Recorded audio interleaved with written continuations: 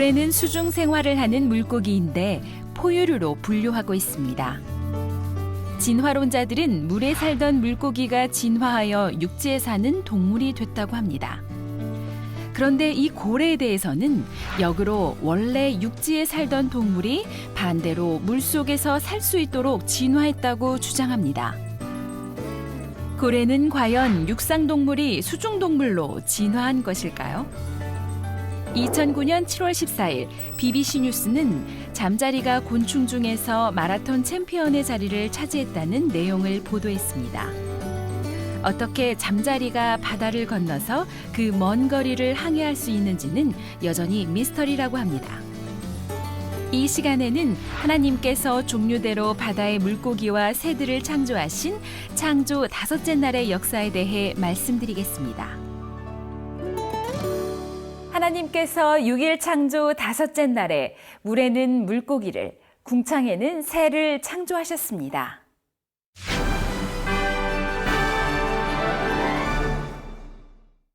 창세기 1장 21절에 하나님이 큰 물고기와 물에서 번성하여 움직이는 모든 생물을 그 종류대로, 날개 있는 모든 새를 그 종류대로 창조하시니 하나님의 보시기에 좋았더라고 했습니다.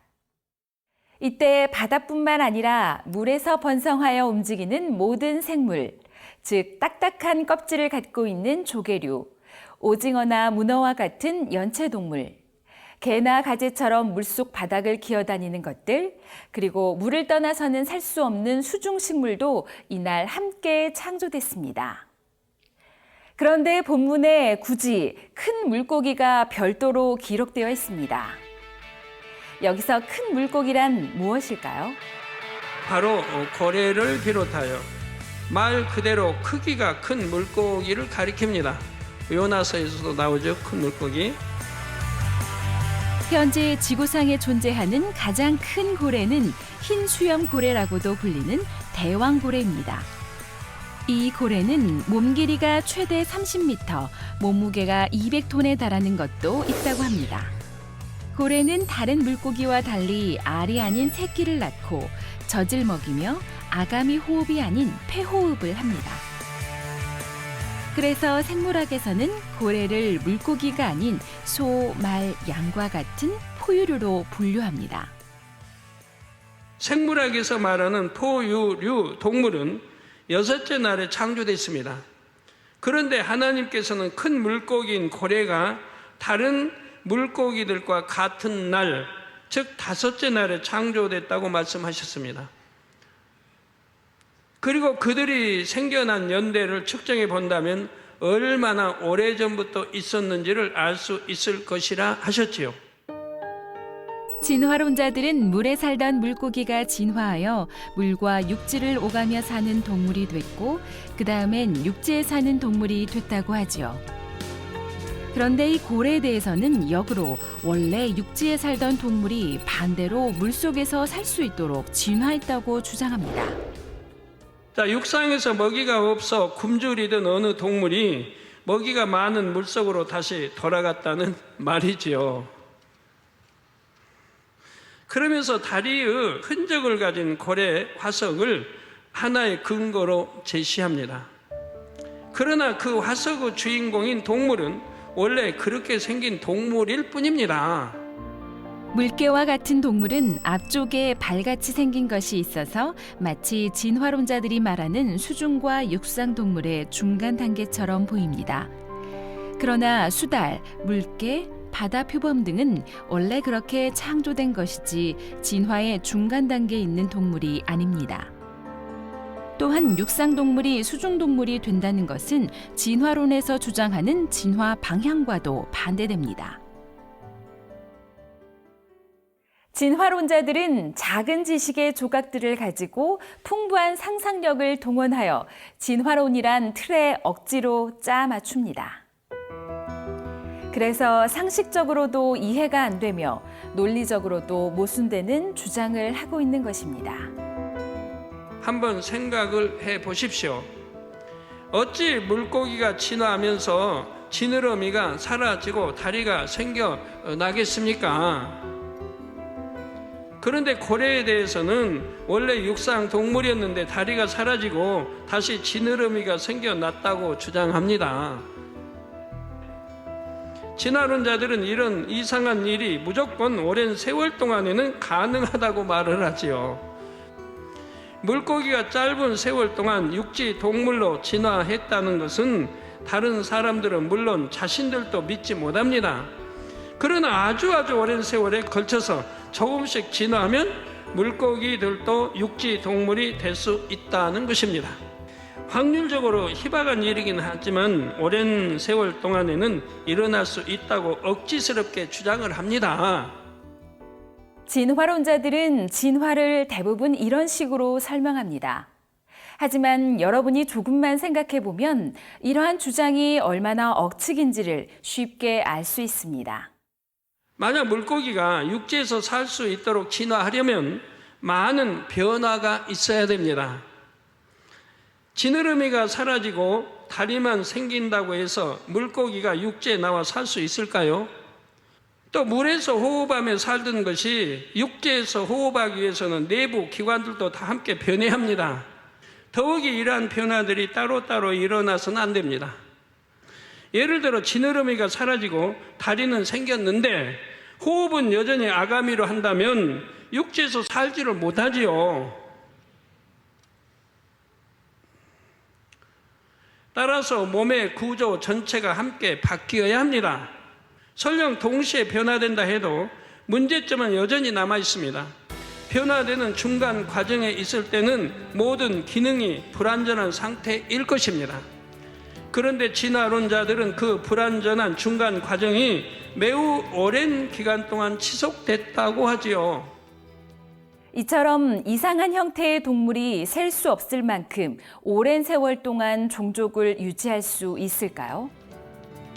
물과 육지 어디에도 익숙하지 않은 이런 불완전한 상태로는 먹이를 구하기도 힘들 것입니다. 오히려 다른 동물의 먹이가 되기 쉬워서 온전한 육지 동물이 되기 전에 멸종될 가능성이 훨씬 크지요. 또한 중간 단계의 동물이 매우 오랜 세월 동안 존재했다면 그러한 화석도 많이 발견되어야 할 것입니다. 그러나 발견되는 화석들은 대부분이 현존하는 동물들과 같은 모양을 하고 있습니다. 간혹 진화론자들이 중간 단계 화석이라고 제시하는 것들이 있는데 그것은 거짓이거나 원래 그렇게 생긴 동물의 화석이지요. 인간의 진화론적 조상들이라고 진화론자들이 제안했던 화석들 중에는 오류가 있었거나 날조된 화석도 있음을 창조와 과학 첫 시간에 말씀드린 바 있습니다. 하나님께서 처음부터 종류대로 창조하셨기에 진화의 중간 단계 화석은 발견될 수가 없지요. 육상 동물이 고래로 진화된 것도 아니고 물고기가 육상 동물로 진화된 것도 아닙니다. 물고기는 각 종류대로 5째 날에, 육상 동물도 각 종류대로 6째 날에 하나님께서 창조하셨다는 사실입니다. 창세기 1장 21절에 보면 하나님께서는 5째 날에 날개 있는 모든 새를 그 종류대로 창조하셨다 했습니다. 진화론자들은 원시 육상 동물 중 멸종된 공룡이 새로 진화했다고 주장합니다. 그럼 진화론에서 주장하는 대로 육상 동물이 진화하여 새가 되는 과정을 한번 상상해 보겠습니다. 먼저 앞다리는 새의 날개가 되어야 하고 뒷다리도 새의 다리로 변해야 합니다. 또한 몸의 구조와 내부 기관들도 하늘을 날 수 있는 형태로 바뀌어야 하지요. 피부에는 온통 깃털이 나야 하고요. 만일 육지에 살던 어떤 동물에게 갑자기 날개가 생긴다 해서 그 동물이 당장 날 수 있는 것은 아닙니다. 비유를 들면 강한 엔진을 가진 좋은 자동차 한 대가 있다고 합시다. 만일 이 자동차의 양쪽에 날개를 단다면 이 자동차가 하늘을 날 수 있겠습니까? 아무리 오랜 세월이 흘러도 그대로는 결코 하늘을 날 수가 없습니다. 하늘을 날 수 있기 위해서는 비행기나 헬리콥터와 같은 모양과 구조로 바뀌어야 하지요. 자동차를 대충 개조한다고 해서 비행기가 될 수 없듯이 육상 동물이 새로 진화할 수도 없지요. 우리가 새에 대해 자세히 살펴보면 새는 하늘을 날 수 있는 특별한 구조로 만들어졌다는 사실을 알 수가 있습니다.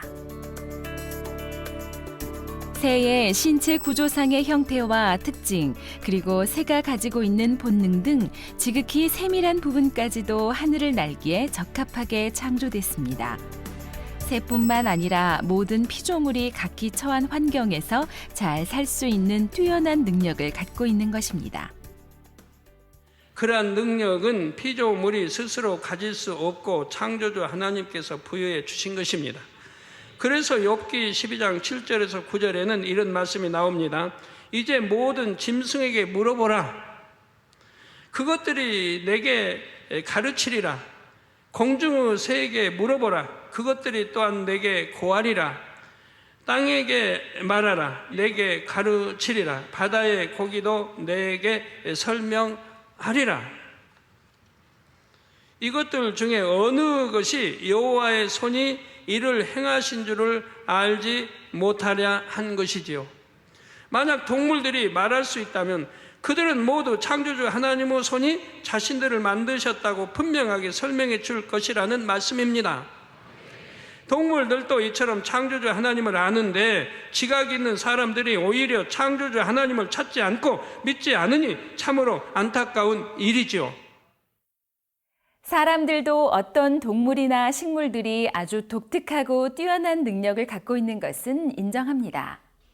그리고 그것을 연구하고 모방하여 첨단 기술에 응용하기도 하는데 이러한 학문을 생체 모방 공학이라고 합니다.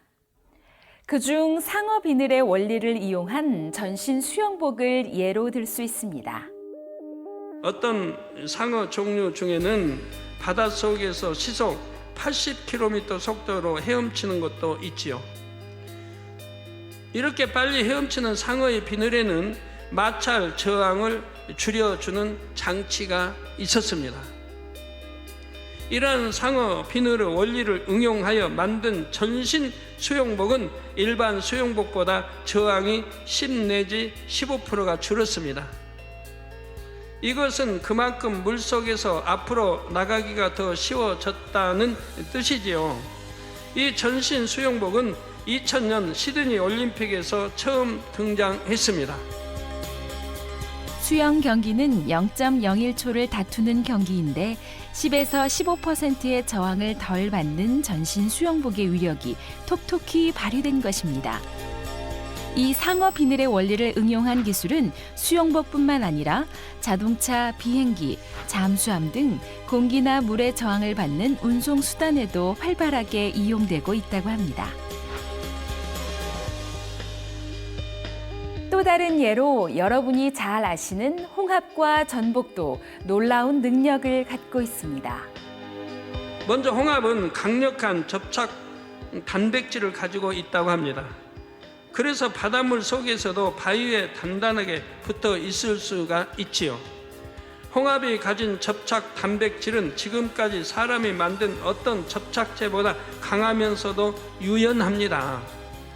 사람의 힘줄과 비교하면 5배나 질기면서 16배나 잘 늘어난다고 합니다. 홍합의 접착 단백질은 천연물이기 때문에 인체에 사용해도 안전하기에 찢어진 피부나 부러진 뼈를 접합할 수 있는 의료용 접착제로 활용할 수가 있는데 이 접착제는 물속에서도 강하기에 선박이나 군함을 제조하는 데 매우 용이할 것이라고 합니다. 또 전복 껍질은 굉장히 단단합니다. 그것은 전복 껍질이 매우 독특한 구조를 갖고 있기 때문임이 밝혀졌습니다.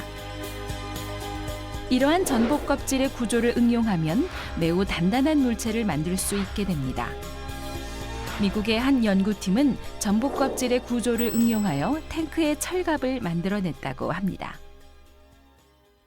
또한 거미줄은 약해 보이지만 같은 굵기의 강철보다 5배나 강합니다. 거미줄의 두께가 1mm가 되면 성인 1명을 들 수 있을 정도입니다. 또한 거미줄은 실크처럼 부드러우면서도 나일론보다 질기며 신축성도 뛰어납니다. 그리고 공기는 잘 통하되 수분은 침투하지 못하는 특성도 갖고 있어서 방탄복, 낙하산 등을 만드는 데 응용됩니다. 생체 모방 공학에 있어서 대표적 연구 대상이 있는데 그것은 바로 우리에게 친근한 잠자리입니다. 원래 잠자리는 맨손으로 잡기 힘듭니다. 앉아있는 잠자리를 사람이 잡으려고 하면 재빠르게 날아가 버리죠. 잠자리는 공중에 머물러 있다가도 순간 시속 50km의 속도를 낼 수 있다고 합니다. 미국에서는 이 기능을 전투기에 적용하기 위해 활발히 연구 중이라고 합니다. 이 밖에도 잠자리는 여러 측면에서 놀라운 비행 능력을 가졌음이 밝혀지고 있습니다. 잠자리는 앞뒤로 자유롭게 날아다닐 수 있고 또 1초에 무려 40회나 날개짓을 합니다. 만일 사람이 팔을 이렇게 많이 사용한다면 팔과 몸통이 만나는 어깨 부분에 심하게 무리가 갈 것입니다. 그런데 잠자리는 평생 동안 무수히 날갯짓을 해도 괜찮도록 몸통과 날개가 연결되는 부분에 레실린이라는 고무 단백질이 있습니다. 잠자리에 있는 이 고무 단백질은 그 탄력성이 매우 우수하기에 과학자들은 이를 모방하여 인공 레실린을 개발하고 있습니다. 또한 잠자리의 중요 기관은 액체로 둘러싸여 있다고 합니다. 그래서 잠자리가 최고 속도로 비행하며 자기 몸무게의 30배나 되는 힘을 받을 때도 내부 기관들을 보호할 수가 있습니다. 이 원리를 모방해 전투 조종사의 새로운 비행복을 개발하려는 연구가 진행 중입니다. 또 잠자리는 날고 있는 먹잇감을 아래에서 접근해 마지막 순간 다리를 뻗어 낚아챌 수 있습니다. 이렇게 먹이를 잡는 확률은 97%입니다. 미국에서는 잠자리가 먹이를 잡을 때 사용하는 이 신경체계를 연구해 비행체의 새로운 유도 시스템을 개발 중이라고 합니다. 이 밖에도 잠자리 눈의 원리를 응용한 360도 시야를 갖는 광학 카메라 렌즈 개발 사례에 대해 말씀드린 바 있습니다. 잠자리가 가진 놀라운 능력을 한 가지 더 말씀드리겠습니다. 2009년 7월 14일 BBC 뉴스는 잠자리가 곤충 중에서 마라톤 챔피언의 자리를 차지했다는 내용을 보도했습니다.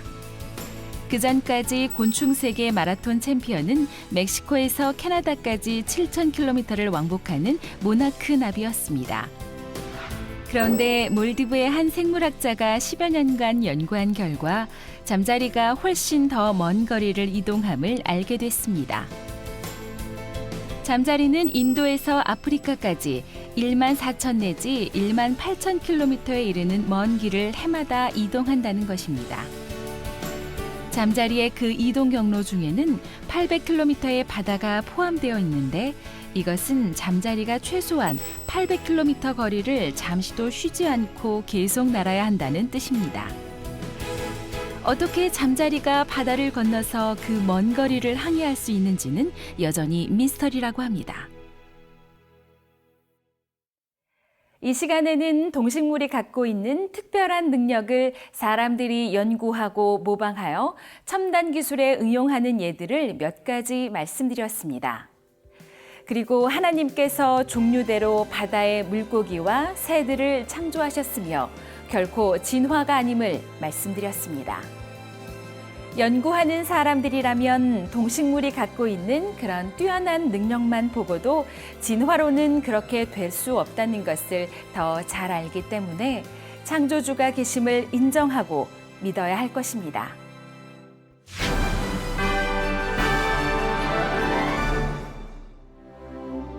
마태복음 6장 26절에 예수님께서 공중의 새를 보라 심지도 않고 거두지도 않고 창고에 모아 들이지도 아니하되 너희 천부께서 기르시나니 너희는 이것들보다 귀하지 아니하냐. 새들도 이렇게 돌보시는 하나님께서 하물며 하나님의 자녀들은 얼마나 더 귀하게 여기실까요? 말씀으로 천지 만물을 창조하셨듯이 아버지 하나님께는 불가능이 없으십니다. 그러므로 항상 내게 능력 주시는 아버지가 계시오니 내가 모든 것을 할 수 있나이다 이런 마음으로 살아가는 시청자 여러분이 되시기를 바랍니다. 다음 시간에는 창조 6째 날, 육상동물의 창조 역사를 말씀드리겠습니다. 창조와 과학 홍수연이었습니다.